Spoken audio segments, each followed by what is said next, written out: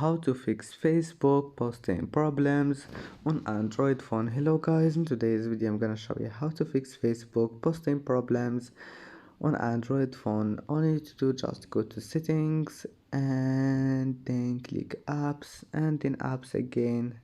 Now just type here Facebook and now click force stop and then go to data usage, enable all of those here: mobile data, Wi-Fi, background data and roaming data, and then go to permissions and enable storage. Maybe you will find it like that. Just click on it and click allow, and now go to storage, click clear cache, and now your problem must be fixed. And if that doesn't fix your problem, just go back here and click clear data and try again. And that's it for today's video. Don't forget like and see you in the next video.